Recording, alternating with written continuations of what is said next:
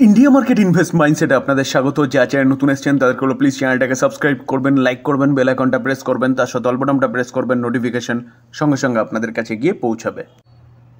Nifty 50 বা আমাদের মার্কেটকে দেখলে দেখাবে, দেখুন আমাদের মার্কেট আজকের দিনে এখনও পর্যন্ত 0.43% ডাউনসাইড মুভমেন্ট দেখাচ্ছে, যেখানে 25,500 উপরে চলে গেছিলো। আমরা 26,000-এর স্বপ্ন দেখছিলাম, তো নিফটি কিন্তু আবারও 25,000-এর দোরগোড়ায় এসছে। এখন দেখার বিষয় যে 25,000-কে হোল্ড করে নাকি তার নিচে আসে, না এখান থেকে বাউন্স ব্যাক করে। তো নিচে আসার পিছনে কারণ কি? কারণ অবভিয়াসলি ডোনাল্ড ট্রাম্পের ট্যারিফ এক একটা দেশের ওপর এক একদিন করে যখন তার মাথায় আসছে তখনই ট্যারিফের কথা ঘোষণা করছে। তো আজকে মেনলি পড়ার পিছনে মেন কারণ হচ্ছে ইউরোপের মার্কেট। দেখুন জার্মানির মার্কেটকে দেখলে দেখাবে, জার্মানির মার্কেট 0.67% ডাউনসাইড মুভমেন্ট দেখাচ্ছে। যদিও বা ফুটসিকে বা ইউকের মার্কেটকে দেখলে দেখাবে পজিটিভ চলছে, কিন্তু শুধু ইউকের মার্কেট বাদ দিয়ে বাদ বাকি ফ্রান্স বলুন, আদার্স ইউরোপের মার্কেট, বেলজিয়াম বলুন, সব মার্কেট কিন্তু নেগেটিভ চলছে। কোনোটা 0.5%, কোনোটা 1%-এর কাছাকাছি। তো কেন চলছে ইউরোপের মার্কেট এরকম নেগেটিভ? আর সেখান থেকেই কিন্তু প্রেশারটা আসছে আমাদের মার্কেটে। তো ইউরোপের মার্কেট পড়ছে কেন? পড়ার পিছনে যদি মেন কারণ বলেন, কারণ হচ্ছে ডোনাল্ড ট্রাম্পের ট্যারিফ, যেখানে তারা কিন্তু লেটার পাঠিয়েছে, ট্যারিফ লেটার মেক্সিকো এবং ইউরোপ ইউনিয়নকে। কত পার্সেন্ট? 30% ট্যারিফ। তো স্বাভাবিকভাবেই যদি 30% ট্যারিফ লাগু হয় 1 আগস্ট থেকে, তাহলে ইউরোপ ইউনিয়নের যে কোম্পানিগুলো রয়েছে সেই কোম্পানিগুলোর বিজনেসে ক্ষতি হবে, সেটা তো শেয়ার মার্কেটে রিফ্লেক্ট হবেই। তো ইউরোপের মার্কেট পড়ছে বলে কিন্তু আমাদের মার্কেটও পড়ছে। এখনও আমাদের মার্কেট অর্থাৎ ইন্ডিয়ার সাথে ইউএসএ ট্রেড ডিল ফাইনালাইজড হয়নি। তো সেই জায়গায় দাঁড়িয়ে ভারতের ওপরে কতটা ট্যারিফ চাপতে চলেছে সেটা কিন্তু আমরা এখনও জানি না। এতদিন পর্যন্ত মার্কেট কনসলিডেট করছে বা নিচে নামার পিছনে কারণ যদি বলেন, কারণ হচ্ছে টোটালটাই হচ্ছে ট্যারিফ এবং আনসার্টেনিটি, যেখানে 1 আগস্ট থেকে কিন্তু তারা ট্যারিফ নিতে চলেছে। মূলত এই কারণেই আমাদের মার্কেটের মধ্যেও প্রেশার দেখা যাচ্ছে এবং আমাদের মার্কেটও কিন্তু নিচে নামছে। এখন দেখার বিষয় 25,000-কে হোল্ড করতে পারে নাকি।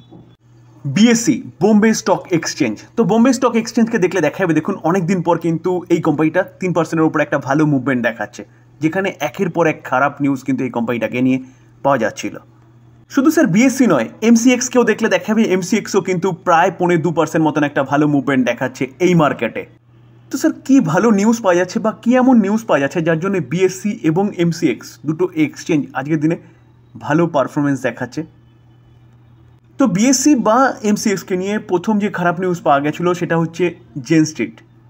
জেন স্ট্রিট একটা ইউএসের বলতে পারেন দিগ্গজ একটা ফার্ম, যারা আমাদের ইন্ডিয়ান মার্কেটে ডেরিভেটিভতে কী করে ট্রেড করতো। তো সেই জেন স্ট্রিটের কিছু গণ্ডগোল পেয়েছিল, তার পরিপ্রেক্ষিতে ইনভেস্টিগেশন করেছে সেবি এবং তার ভিত্তিতে সেবি কিন্তু জেন স্ট্রিটকে পেনাল্টি করেছিল, তার পাশাপাশি ট্রেড বন্ধ করে দিয়েছিল, অর্থাৎ তারা আমাদের দেশে আর ট্রেড করতে পারবে না। আর জেন স্ট্রিট যেহেতু ডেরিভেটিভ সেগমেন্টে কাজ করতো এবং তার ফলে কী হতো, ব্যাপক পরিমাণে লিকুইডিটি বুস্ট হতো ডেরিভেটিভ সেগমেন্টে। তো ল্যাক অফ লিকুইডিটি, অর্থাৎ বলতে পারেন যে লিকুইডিটির অভাবে বিএসসি, এমসিএক্স, আদার্স বুকিং হাউসগুলো কী করছিল, কন্টিনিউয়াসলি পড়ছিল। কারণ জেন স্ট্রিটকে ব্যান করেছিল সেবি, ট্রেডিং করতে পারবে না। তো সেখান থেকে কিন্তু একটা পজিটিভ নিউজ পাওয়া যাচ্ছে।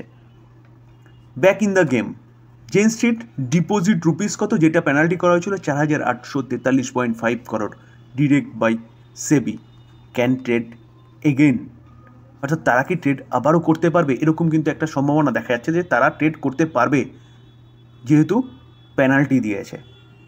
তো এই জায়গায় দাঁড়িয়ে কিন্তু এখান থেকেই মার্কেটে আবারও লিকুইডিটির একটা বুস্ট হওয়ার একটা হোপ পাওয়া যাচ্ছে।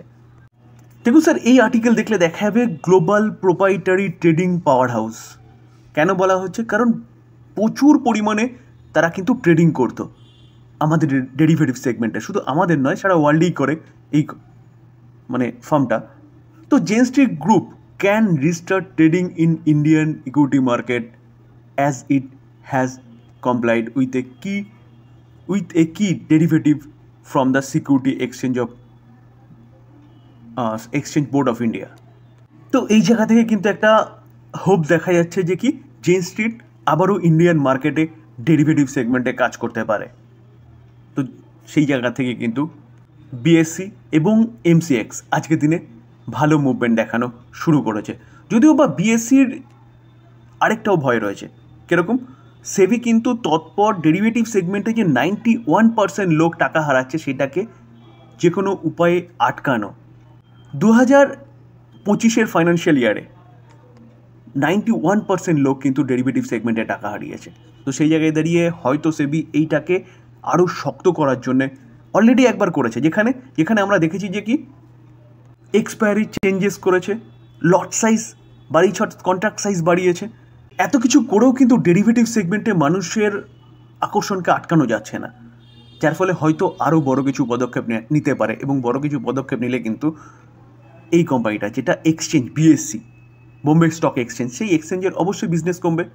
তো এটা একটা ভয় কিন্তু এই কোম্পানির মধ্যে রয়েই যাচ্ছে। দেখুন স্যার, এই আর্টিকেল দেখলে দেখা যাবে ওলা ইলেকট্রিকের শেয়ার জাম্প করেছে 17%, কিন্তু রেভিনিউ 50% পড়েছে। তো আজকের দিনেই মার্কেট চলাকালীন এই কোম্পানিটা তার Q1 রেজাল্ট ডিক্লেয়ার করেছে, যেখানে বলা হচ্ছে গিয়ে কি যে রেভিনিউ 50% নিচে পড়েছে, কিন্তু কোম্পানিটা জাম্প করেছে 17%। কেন? বলছে FY26 গাইডেন্স, যেখানে কোম্পানিটা কিন্তু FY26 আরও ইমপ্রুভ করতে পারে, সেটাই বলছে ম্যানেজমেন্ট। তো চলুন অ্যাট ফার্স্ট কোম্পানিটার রেজাল্টটা একটু দেখে নিই। আমরা কোম্পানির কনসোলিডেটেড নাম্বারে চলে এসেছি। রুপিস কি আছে? রুপিস ইন কারোরে রয়েছে। ওকে, সিকোয়েন্স দেখে নেবো। সিকোয়েন্স কি বলছে? June 24, March 25, June 25। সিকোয়েন্স একদম ঠিকঠাক আছে। আমরা যদি ইনকাম দেখি, দেখুন টোটাল ইনকাম কি বলছে। টোটাল ইনকাম বলছে এক বছর আগে 1718, আগের কোয়ার্টারে 728, এই কোয়ার্টারে 896। তো 1700টা 800 হয়ে গেছে, মানে হাফ হয়ে গেছে বলতে পারেন ইয়ারলি। এবং কোয়ার্টারলি সামান্য জাম্প করেছে কোম্পানির ইনকাম। এবার খরচা কি বলছে? টোটাল এক্সপেন্সেস দেখলে দেখা যাবে কোম্পানি এক বছর আগে 1849 কারোর খরচা করেছে এক্সপেন্সেস হিসেবে, আগের কোয়ার্টারে 1306, এই কোয়ার্টারে 1065। তো এক্সপেন্সেস কিন্তু ইয়ারলি কোয়ার্টারলি কমেছে। তো ইনকাম মাইনাস এক্সপেন্সেস করলে পরে অপারেটিং প্রফিট পাওয়া যায়। তো অপারেটিং প্রফিট দেখলে দেখা যাবে কোম্পানি এক বছর আগে 131 কারোর নেগেটিভ ছিল, অর্থাৎ লসে ছিল, সেটা 578 কারোর আগের কোয়ার্টারে, এই কোয়ার্টারে 169 কারোর। ইয়ারলি সামান্য বাড়লেও কোয়ার্টারলি কিন্তু অনেকটা লস কমিয়েছে কোম্পানিটা।